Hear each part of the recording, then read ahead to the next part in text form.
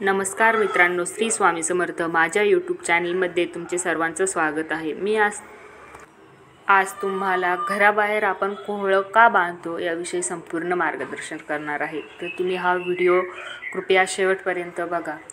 आपल्या हिंदू धर्मामध्ये घराच्या बाहेर कोहळं बांधण्याची पूर्वीपासून पद्धत आहे।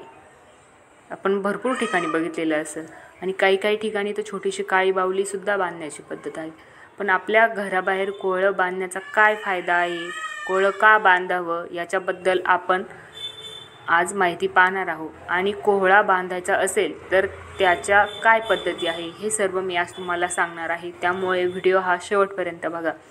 प्रत्येक ठिकाणी आपल्याला असे पाहायला मिळते, अनेक लोक आपल्या घराबाहेर कोहळं बांधतात। लाल कपड्यात जर कोहळं बांधलं तर घराला कोणाचीही नजर लागत नाही। जर आपल्या मुख्य दाराला बाहेरून कोहळा बांधला तर आपल्या घरात कोणतीही दृष्टी शक्ती येत नाही आणि नजर दोषापासून आपल्या घराचं रक्षण होत असतं।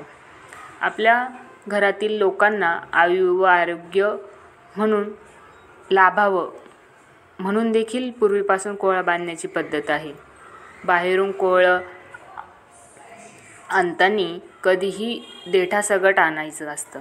घरी आणल्यानंतर ते स्वच्छ पाण्याने धुवायचं, पुसायचं आणि मग त्यानंतर त्याच्या दोन्ही बाजूला ओम काढायचा। तो गंधाने किंवा ओल्या कुंकवाने काढायचा आणि खाली त्याच पद्धतीने स्वास्तिक काढावे आणि मग त्या कोहळ्यावर आपलं जे काजळ असतं त्याने एखादी रेष ओढायची।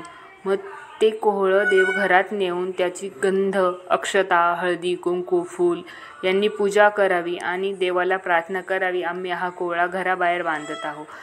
आपल्या घराला किंवा आपल्या घरातील लोकांना कोणाचीही नजर किंवा घरात कोणतीही दृष्टीशक्ती येऊ नये, त्यानंतर आपल्या मुख्य दाराला सर्वांना दिसेल असा हा कोहळा बांधायचा। बहुतेक वेळा कोहळा हा लाल वस्त्रामध्येच बांधला जातो आणि लाल वस्त्रामध्येच बांधावा।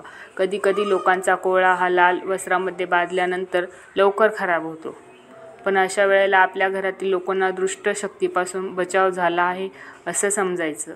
मग तो कोहळा कचऱ्यामध्ये टाकायचा आणि दुसरा आणून त्याची वरीलप्रमाणे पुन्हा पूजा वगैरे करून तो घराच्या मुख्य दारास तिथे व्यवस्थित बांधून ठेवायचा। माहिती आवडली असेल तर चॅनलला लाईक, शेअर आणि सबस्क्राईब करा।